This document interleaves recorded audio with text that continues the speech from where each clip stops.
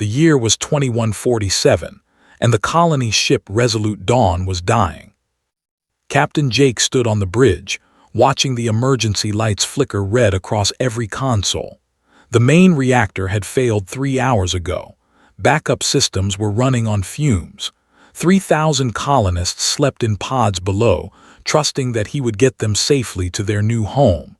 Now that trust felt like a weight heavy enough to crush him. "How long do we have?" he asked his chief engineer. Wiped grease from her face and shook her head. "Maybe 40 hours. The pods will fail first, then life support after that." She did not finish the sentence. She did not need to. Jake turned to his communications officer. "Any response to our distress signal?" Young Hart looked up with hollow eyes. "Nothing, Captain. The Empire acknowledged our signal but said they have no ships in the area. The Syndicate Collective wants payment before they send rescue vessels. The Dominion did not even bother to respond." Jake closed his eyes. They were alone in the expanse, a region of space so empty that their signal might take weeks to reach anyone willing to help. By then, 3,000 people would be frozen corpses drifting through the void. He thought about the children in the lower decks, families who had sold everything they owned for a chance at a new life. Scientists, teachers, farmers, dreamers, all of them depending on him. All of them about to die because the galaxy did not care about one small human ship. "Keep sending the signal," Jake said quietly. "Until the power runs out, we keep calling." 3 days passed. The situation grew worse with each hour. The pods began failing one by one. Jake ordered the colonists awakened in groups to conserve power, but that meant more mouths to feed and more air to circulate. Fights broke out over food rations. Parents held crying children and asked questions Jake could not answer. The ship felt less like a vessel and more like a tomb. On the 4th day, his voice cut through the silence of the bridge. "Captain, I'm detecting ships, 17 of them coming in fast." Jake rushed to the scanner. His heart sank when he saw the energy signatures. They were small vessels, not military ships. Cargo haulers, maybe. Certainly not rescue craft from any major power. "Can you identify them?" Frowned at his console. "There, sir, I think they're cargo ships." Jake had heard of a small species from a quiet corner of the galaxy. They had no empire, no military, and almost no presence in galactic politics. They were known for their bioluminescent bodies and peaceful nature. They were also known for being poor and powerless. "What would cargo ships be doing out here?" Jake muttered. The answer came moments later when a soft, melodic voice filled the bridge. "Human vessel, this is Elder of the Trade Convoy. We received your distress signal. We are coming to help." Jake grabbed the communicator. "Elder, we appreciate the gesture, but our ship is massive. We have 3,000 people aboard and failing life support. I don't think cargo haulers can." "We will find a way," interrupted gently. "Please prepare your docking ports. We are bringing food, medical supplies, and power cells. It is not much, but it is everything we have." Jake stared at the communicator in disbelief. "Everything you have? Elder, you can't sacrifice your own supplies for strangers. You'll strand yourselves out here." There was a pause. When spoke again, his voice carried a warmth that Jake had never heard from any alien species. "You are not strangers. You are people who need help. Is that not reason enough?" The ships arrived within the hour, and Jake finally understood what he was witnessing. There were small beings, barely 4 feet tall, with translucent skin that glowed in soft shades of blue and green. Their bodies pulsed with light that shifted based on their emotions. When they walked through the corridors of the Resolute Dawn, they left trails of gentle luminescence behind them. Elder was the oldest among them. His glow was dimmer than the others, and he moved slowly, but his eyes held a kindness that made Jake's throat tighten. "Your children," said, looking at the families huddled in the common areas.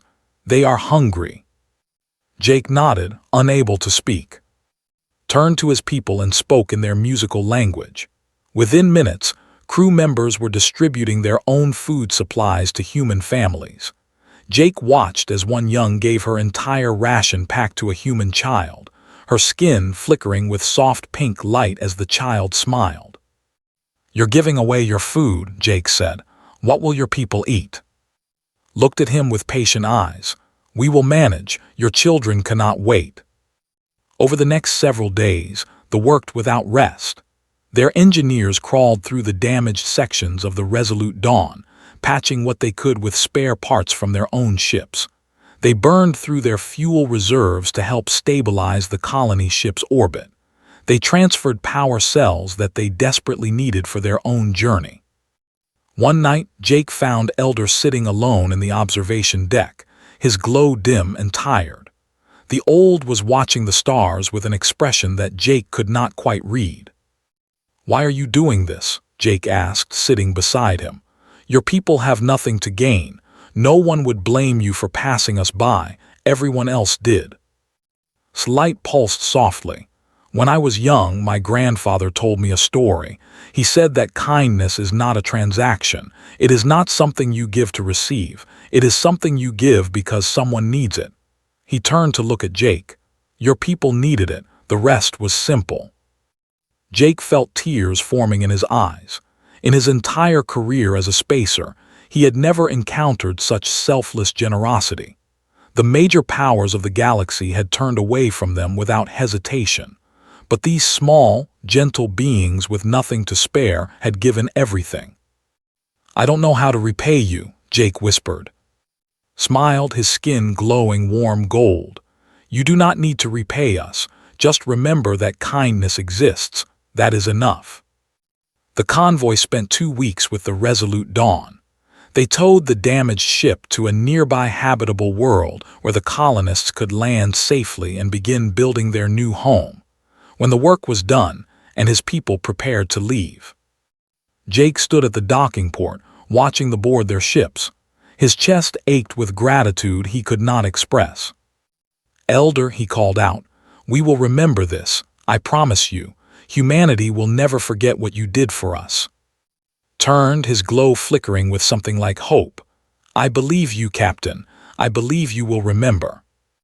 Then the ships departed, their lights fading into the darkness of space. Jake watched them go until he could no longer see them. Then he looked down at his hands, still trembling. He thought about the children who would grow up on this new world because of the sacrifice. He thought about the stories they would tell their own children. And he made a silent vow. Humanity would remember. No matter how long it took, no matter what it cost, humanity would find a way to repay the kindness they had been shown. They would never forget. 60 years had passed since the save the Resolute Dawn. In those 6 decades, humanity had changed in ways that no one could have predicted. What began as a single struggling colony on a dusty world had grown into something far greater. The survivors of the Resolute Dawn had built cities, then nations, then reached back into space. They connected with other human colonies scattered across the stars. They shared resources, knowledge, and a common purpose. By the year 2207, the Terran Coalition controlled 47 worlds. Lieutenant Commander Marsh walked through the halls of Coalition Command on Earth, her boots clicking against polished floors.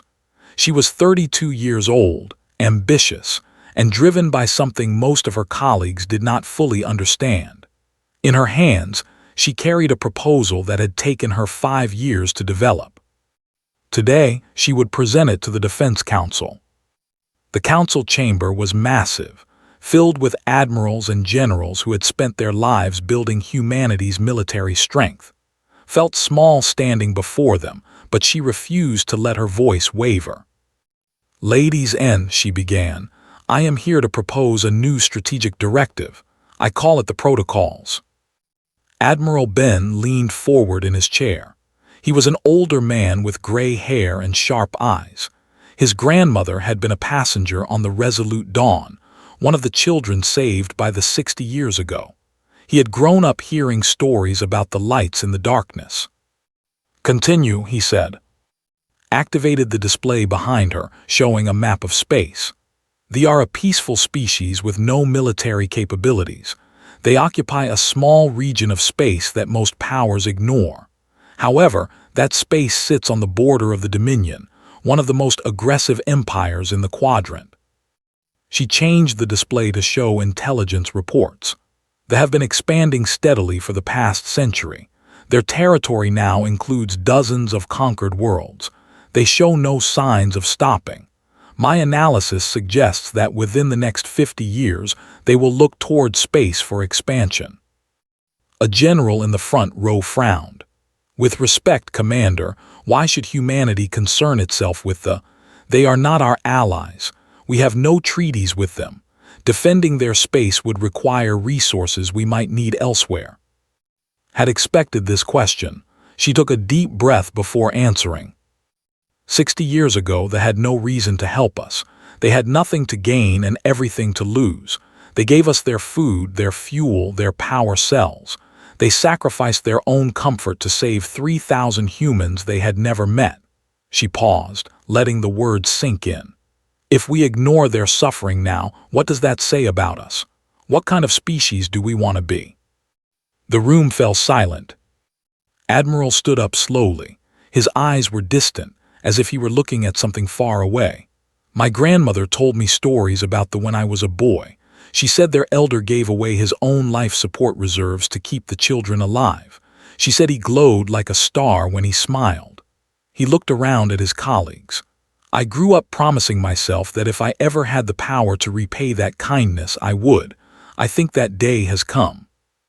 The vote was not unanimous, but it was enough. The protocols became law. They were embedded into every military charter, every diplomatic agreement, every colonial constitution. The wording was simple. Any threat to space would be treated as a direct attack on Earth itself. But the protocols were just the beginning. Marsh was promoted to full commander and placed in charge of a new division called the Lighthouse Project. Its purpose was classified at the highest levels. Only a handful of people in the entire coalition knew what it involved. In hidden shipyards scattered across human space, engineers began building something unprecedented. They were not just creating weapons, they were creating a promise. Meanwhile, humanity continued to grow. New technologies emerged from coalition laboratories. Faster ships, stronger shields, more powerful weapons. Other species watched with confusion. Humans were short-lived creatures, prone to emotional decisions and irrational attachments. How were they advancing so quickly? What was driving them? They did not understand because they could not understand. The great empires of the galaxy operated on logic, on profit, on power. They made decisions based on calculations of gain and loss. The idea that an entire civilization could be motivated by gratitude was beyond their comprehension. The Empire, who had ignored the Resolute Dawn's distress call 60 years ago, began sending diplomats to Earth. They spoke of trade agreements and mutual defense pacts. Admiral received them politely, but made no commitments. They smell opportunity, he told one evening. They see our ships and our weapons and they want to be on the winning side. But where were they when we were dying in the void? Nodded, they calculated that we were not worth saving. Exactly. Looked out the window at the city lights below. They calculated nothing. They simply helped. That is the difference. That is why we remember them and not the... Years passed. The Lighthouse Project continued in secret. Commander Marsh grew older, her hair turning gray, but her dedication never wavered. She oversaw the construction of 3 massive orbital platforms, each one a marvel of human engineering. They were designed to harvest energy from stars themselves and focus it into beams powerful enough to destroy entire fleets. When the platforms were complete, they were hidden in deep space, waiting. Admiral retired but visited Coalition Command often. He wanted to see the project through to the end.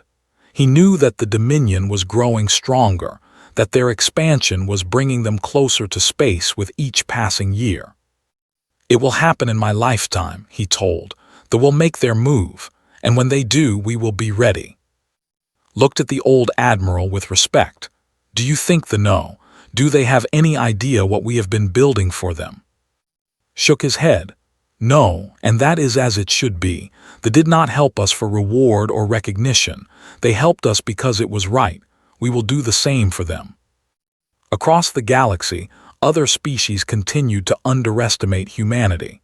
They saw a young civilization, emotional and unpredictable. They did not see the steel beneath the surface. They did not understand that human memory was long and human loyalty was fierce. The Dominion grew arrogant. High Commander Han, the architect of their expansion, began planning his next conquest. His scouts had identified a perfect target, a small, resource-rich world defended by a weak and peaceful species. Han assembled his fleet without concern. They had no allies worth mentioning. Their only connection to the wider galaxy was an old story about some humans they had helped decades ago. Surely that meant nothing now. He could not have been more wrong. In Coalition Command, alarms began to flash. Intelligence reports confirmed what Marsh had predicted years ago. The Dominion was mobilizing. 200 warships were converging on space. Admiral, now in his 80s but still sharp, received the notification at his home. He read it slowly, then smiled. "It's time," he said to no one in particular. "Wake the fleet, wake all of it." Across 47 worlds, humanity prepared for war. Not for territory, not for resources, not for power. For a debt that was 60 years old and still burning bright. On the sky was beautiful. Elder sat in his garden, watching the twin suns set behind the crystal mountains. He was very old now, older than most ever lived to be. His glow had faded to a soft whisper of light, barely visible except in complete darkness. His movements were slow and careful, but his mind remained sharp and his memories remained clear. He often thought about the humans from the resolute dawn. He wondered what had become of them, whether they had built their colony successfully, whether the children had grown up strong and healthy. He hoped they had. He hoped that small act of kindness had made a difference in their lives. His granddaughter Lyra entered the garden, her young body glowing bright blue with anxiety. Could read emotions in the light of his people, and Lyra's light was troubled. "Elder," she said softly, "the council is meeting. They say there are ships approaching our space. Many ships." Nodded slowly. He had heard the rumors. The Dominion had been expanding for years, swallowing world after world. It was only a matter of time before they looked toward the... "How many ships?" he asked. Lyra's glow flickered with fear. 200 warships, Elder, the largest fleet they have ever assembled. Closed his eyes. 200 warships. They had no military at all. They had cargo ships, medical vessels, science stations. Nothing that could fight. Nothing that could protect them. "What does the council say?" he asked. "They have sent distress signals to every power in the quadrant. The Empire says they cannot intervene in Dominion affairs. The Syndicate Collective wants payment we cannot afford. No one else has responded." Lyra's voice broke. "Elder, no one is coming. We are alone." Opened his eyes and looked at his granddaughter. She was so young, so full of life. He remembered holding her as an infant, watching her light pulse with joy at the simplest things. Now that light was dimming with despair. "There may be one more option," he said quietly. "The humans." Lyra looked confused. "The humans? But Elder, that was so long ago. They were just refugees, a small ship with frightened people. Surely they have forgotten about us by now." Smiled, his glow warming slightly. "Perhaps, but I remember the captain's eyes when he made his promise. He said humanity would never forget. I believed him then. I still believe him now." He struggled to his feet with Lyra's help. "Take me to the communication center. I will send the message myself." The communication center was crowded with frightened, their lights flickering in patterns of anxiety and fear. Council members argued about evacuation plans that could never work in time. Scientists calculated survival probabilities that grew worse with each passing hour. Moved through them slowly, his presence commanding respect despite his frailty. The room fell silent as he approached the main communication console. "I am going to send a message to the humans," he announced. One of the younger council members spoke up. "Elder, with respect, the humans are a minor power. They cannot stand against the Dominion. Even if they wanted to help, what could they possibly do?" Turned to look at the young one. 60 years ago, the humans were a dying ship with 3,000 souls aboard. They had nothing to offer us, no way to repay us, no reason to expect kindness. We helped them anyway because it was right. He paused. "I do not know what the humans have become, but I know what they were when we met them, and I know that some debts are not forgotten." He turned back to the console and began composing his message. His old hands moved slowly, but his words were clear. "To any human vessel receiving this message, this is Elder of the... Many years ago, my people helped a human ship called the Resolute Dawn. I do not know if anyone remembers this. I do not know if anyone cares, but my people are in danger. The Dominion is coming to destroy us, and we have no one else to ask for help. If there are any humans who still remember what we did for them, we are asking now. Please, we need help." He transmitted the message and waited. Minutes passed. The council members shifted nervously. Some shook their heads, already giving up hope. Lyra stood beside her grandfather, her light dim with resignation. Then the console beeped. Leaned forward, his glow brightening for the first time in years. A message was coming through on a frequency he did not recognize. The text appeared on the screen, and the entire room fell silent. "Elder, this is the Terran Coalition. We received your message. We remember the Resolute Dawn. We remember everything. Hold on. We are coming." Lyra gasped. "Terran Coalition, what is that?" Stared at the screen, his light pulsing with emotions he could not name. "I do not know, but they remember. After all this time, they remember." Before he could respond, another message arrived. This one was longer. "Elder, this is Admiral Ben of the Terran Defense Council. My grandmother was a child aboard the Resolute Dawn when your people saved her. She told me stories about you my entire life. She told me about the elder who gave his own life support to keep the children alive. I believe that elder was you. I have been waiting my entire career for the chance to repay what you did for us. That chance has come. Every available Terran ship is being mobilized. We will reach your space within 72 hours. The protocols have been activated. This means that any attack on your people will be treated as an attack on Earth itself. You are not alone anymore. You will never be alone again. Tell your people to hold on. Help is coming." Read the message 3 times, unable to believe what he was seeing. The protocols. They had created a formal directive to protect his people. They had been preparing for this moment. "They remembered," he whispered. "They actually remembered." Across the galaxy, the Terran Coalition was waking up. On 47 worlds, military bases activated emergency protocols.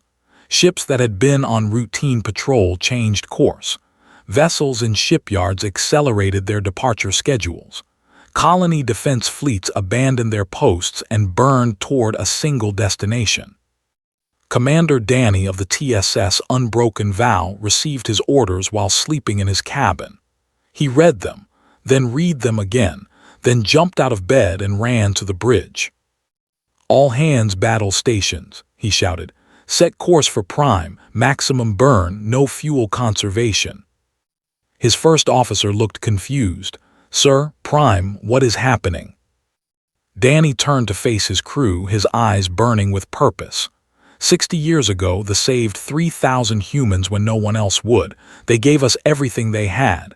Now the Dominion is coming to destroy them. He paused. "We are going to stop that from happening. Every ship in the coalition is being mobilized. This is what we have been building toward. This is the protocols." The crew stared at him in silence. Then slowly they began to move. Engines powered up. Navigation systems locked onto their destination. weapons systems came online. Captain Drake of the TSS Grandmother's Light led the vanguard force. Her ship had been named for her own grandmother, a survivor of the Resolute Dawn who had passed away just 3 years ago. Before she died, the old woman had made promise one thing. "If they ever need help," she had said, "you go. No matter what it costs, you go." Had promised, and now she was keeping that promise. The fleet grew larger with each passing hour. 600 ships, then 650. Scientists and miners retrofitted their vessels with whatever weapons they could find. Medical ships volunteered as support craft. Everyone wanted to be part of this. And in his garden on Prime, Elder watched the sky and waited. Help was coming. For the first time in weeks, his light began to glow bright again. High Commander Han of the Dominion stood on the bridge of his flagship, the Eternal Conquest, and smiled. Before him, the hung in space like a ripe fruit waiting to be picked. His scanners showed the crystalline deposits beneath the surface, rare minerals that would fuel the Dominion's expansion for centuries. And the beings who lived there had nothing to stop him from taking it all. "Reports," he commanded. His tactical officer responded immediately. 200 warships in position, High Commander. They have no military response. Their population centers are undefended. We can begin bombardment at your order. Han nodded with satisfaction. This was exactly what he had expected. They were a pathetic species, content with their peaceful existence, blind to the harsh realities of the galaxy. They had no allies worth mentioning, no treaties worth respecting. They were prey, nothing more. "Open a channel to the surface," he ordered. "I want them to know who is about to destroy them." The flickered and an old appeared. His glow was faint, his body frail, but his eyes were surprisingly calm. "I am High Commander Han of the Dominion," Han announced. "Your world and everything on it now belongs to us. You have 1 hour to surrender unconditionally. If you refuse, we will begin orbital bombardment and reduce your cities to ash." The old did not seem afraid. That annoyed Han. "I am Elder," the old one replied. "I speak for my people. We will not surrender. We have never harmed anyone. We have never taken what was not ours. If you destroy us, the galaxy will know what you have done." Han laughed. "The galaxy does not care about you. No one is coming to save you. You have no allies, no friends, no hope, except your fate." His glow flickered with something Han could not identify. "You may be wrong about that, High Commander." Before Han could respond, alarms began screaming across his bridge. "Commander," his tactical officer shouted. "Hyperspace signatures, multiple contacts emerging from jump space." Han spun toward the main display. His blood ran cold at what he saw. Ships were appearing out of nowhere. Dozens of them. Then hundreds. They emerged from hyperspace in perfect formation, their hulls gleaming with weapons that Han's sensors could barely identify. They kept coming, wave after wave, until the space around Prime was thick with them.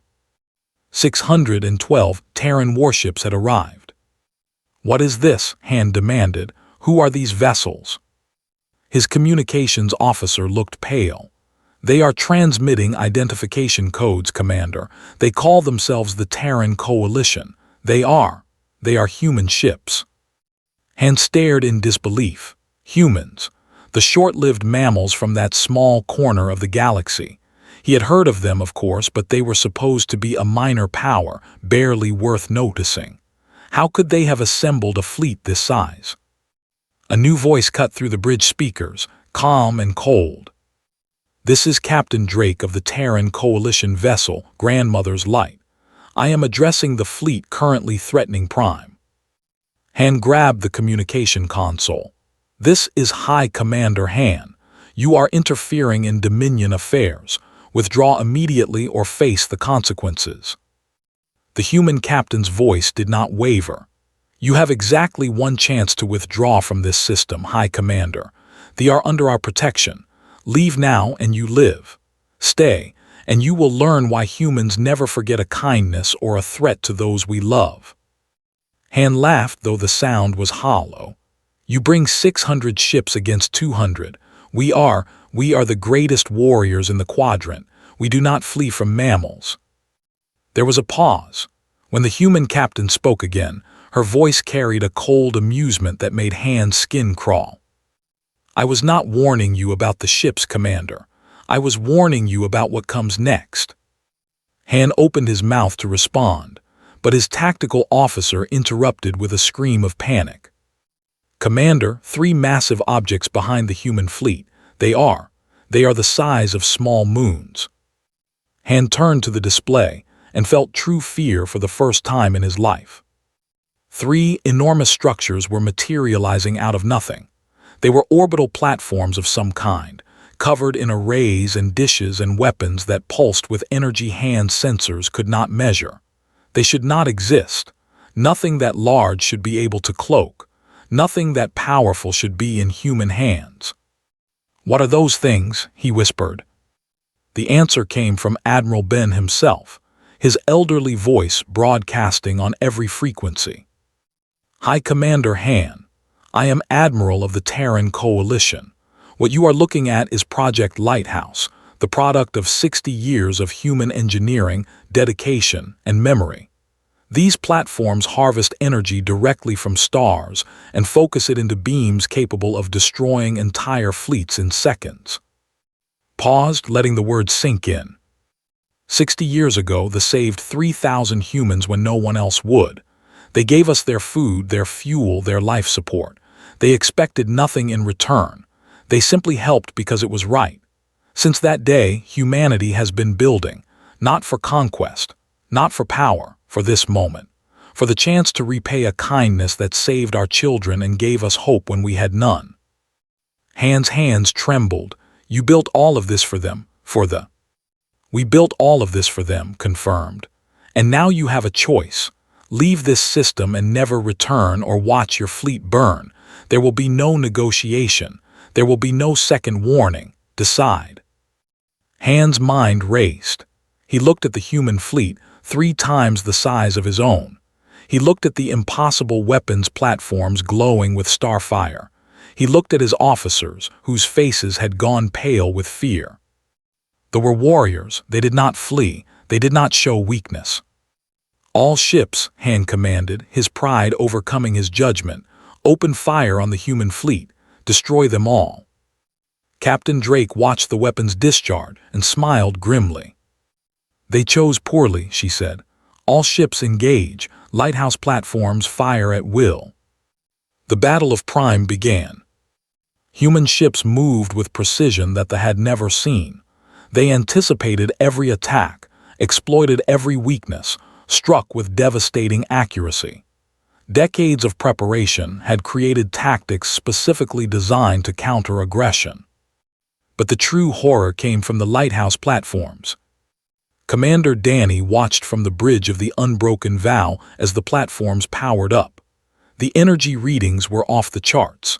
He had read the classified files about Project Lighthouse, but seeing it in action was something else entirely. "Lighthouse 1 firing," his tactical officer reported. A beam of pure white light erupted from the nearest platform. It struck the Eternal Conquest dead center, and the flagship simply ceased to exist. One moment it was there, 2 kilometers of armored warship bristling with weapons. The next moment there was nothing but expanding vapor. High Commander Han died, without even knowing what had hit him. The other platforms fired in sequence. Each beam found its target with perfect accuracy. Cruisers evaporated, destroyers melted, battle carriers broke apart. The Dominion fleet, which had arrived expecting an easy conquest, was being systematically erased. Across the system, captains watched in horror as their comrades vanished in flashes of starlight. Some tried to flee, but human ships had positioned themselves at every exit point. Others tried to surrender, but there was no one left to accept their pleas. The battle lasted less than 2 hours. When it was over, 183 warships had been destroyed. Only 17 remained, deliberately spared by Admiral's orders. "Let them go," the old Admiral commanded. "Let them run home and tell their masters what happened here. Let them explain that they are protected now and forever." The surviving ships fled into hyperspace, their crews traumatized and broken. Captain Drake opened a channel to the surface of Prime. "Elder, this is Captain Drake of the Terran Coalition. The threat has been neutralized. Your world is safe." On the surface, stood in his garden, tears streaming down his face, his glow blazing brighter than it had in decades. "You came," he whispered.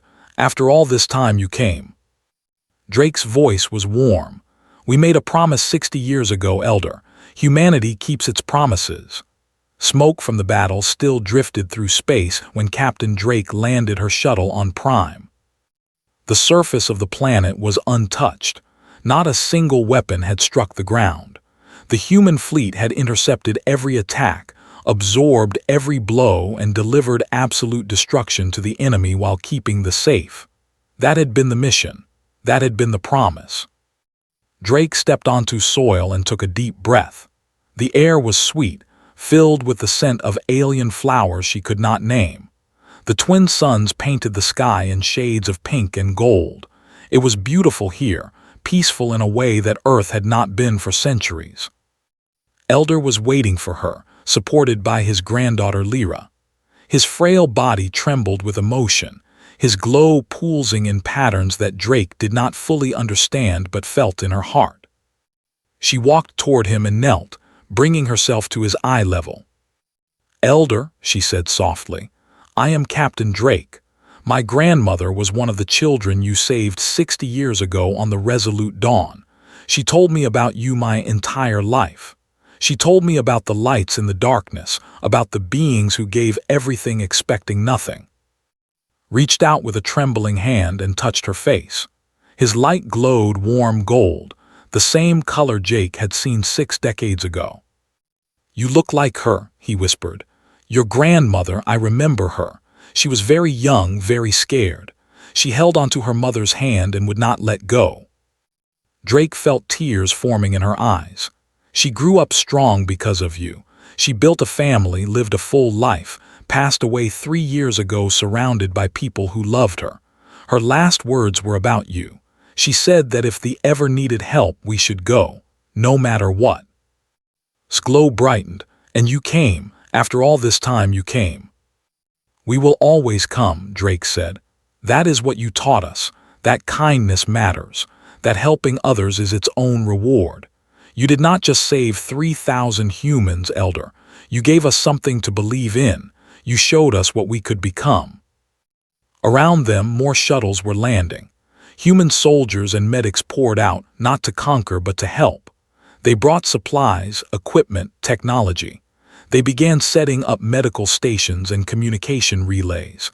They worked alongside, sharing food and stories and laughter. Admiral arrived last, supported by 2 young officers who helped him walk. He was 87 years old, barely able to stand, but he had insisted on making this journey. He had been waiting his entire life for this moment. Saw him approaching and recognized something in the old man's eyes. "You are the Admiral," said, "the one who sent the message." Nodded. "My grandmother told me stories about you every night when I was a boy. She said you were the kindest being she had ever met. She said your people gave us hope when we had none." He reached into his pocket and pulled out a small object. It was a crystal, glowing with soft blue light. Recognized it immediately. It was a memory stone, the kind his people used to record important moments. "Your elder gave this to my grandmother before you left the Resolute Dawn," explained. "He said it contained a memory of kindness, something to remind her that good beings exist in the universe. She kept it her whole life. She gave it to me before she died." He held it out too. "I think it should return to your people now. The memory is complete." Took the crystal with trembling hands. He activated it, and a holographic image appeared. It showed a young elder standing beside a human child, both of them smiling, both of them glowing with hope. "That was me," whispered. "I gave this to her, I had forgotten." Smiled, she never forgot. None of us ever forgot. In the days that followed, humanity's message spread across the galaxy. The surviving ships reached Dominion space with their tale of horror. They described the impossible fleet, the weapons that harvested, the humans who had come from across the galaxy to protect a species they had no treaty with, no alliance with, no logical reason to defend. The Dominion listened in stunned silence. Their greatest fleet had been annihilated in hours. Their high commander had been vaporized. Their expansion had been stopped dead by a species they had dismissed as emotional and primitive. Admiral broadcast a message to the entire quadrant. His voice carried on every frequency. To all species in this galaxy, 60 years ago they helped humanity when no one else would. Today we repaid that kindness. Let this serve as a lesson. Humans do not forget kindness, and we do not forget cruelty. They are under our protection now and forever. Any attack on them will be answered as an attack on Earth itself. But this is not a threat. It is an invitation. We want allies, not enemies. We want trade, not war. Treat others with kindness, and you will find friends in humanity. Threaten those who have shown us kindness, and you will find enemies whose memory stretches across generations. Across the stars, species who had dismissed humanity began to reconsider. The Empire, who had ignored the Resolute Dawn's distress call 60 years ago, sent urgent diplomatic missions to Earth. Their ambassadors spoke of friendship and cooperation, their voices carrying a new note of respect. The Syndicate Collective, who had demanded payment before offering rescue, suddenly found reasons to offer humanity favorable trade agreements and technology exchanges. Smaller species, those without military power or political influence, began sending messages to Earth. They asked if humanity remembered any kindness shown to them, any small act of generosity from the past. The answer was always the same. Humanity remembered everything. On Prime, lived to see his world transformed. Human engineers helped build defensive systems that would protect the planet for centuries. Human teachers established schools where children could learn about the wider galaxy. Human doctors shared medical knowledge that extended by decades. And in the center of the capital city, a monument was built. It showed a human hand reaching toward a tendril, light passing between them. The inscription read, "A kindness given in darkness became a light that burned across the stars." Died peacefully 1 year after the battle, surrounded by family and friends and human allies who had become as close as brothers. His last words were spoken to Captain Drake, who held his hand as his glow faded. "Thank you," he whispered, "not for saving us. Thank you for proving that kindness matters. Thank you for showing the galaxy what it can become." Drake squeezed his hand gently. "You showed us first, Elder. We just learned the lesson well." After his passing, a new tradition began. Every year, on the anniversary of the Resolute Dawn's rescue, human gathered together to share stories, food, and light. They called it Kindness Day, and it spread across the coalition until it became one of humanity's most cherished holidays. On Earth, in a memorial garden dedicated to the survivors of the Resolute Dawn, another monument was erected beside the first. This one showed an old elder and a young human child standing together, their hands intertwined. The inscription read, "We remember, we will always remember, and when we repay kindness, the whole galaxy feels it." Far across the quadrant, species watched humanity's rise with new eyes. They no longer saw emotional, short-lived creatures prone to irrational decisions. They saw something far more dangerous and far more hopeful. They saw beings who never forgot kindness and never forgot cruelty. Beings who built weapons to protect those who had helped them and kept promises across generations. Beings who proved that mercy was not weakness, that compassion was not stupidity, that helping strangers could echo through history in ways no one expected. The galaxy was learning a new lesson about humans. If you must choose, be kind to them. Show them mercy when they need it. Help them when no one else will, because humans remember everything. And when they repay a debt, whether in kindness or in fury, the whole universe takes notice. The story of the and the humans spread across the stars, passed down through generations, becoming legend. It was a story about hope, about gratitude, about the power of simple acts of goodness. And at its heart was a single truth that every species eventually came to understand. Humans never overlook a kindness, and their retribution will blow your mind.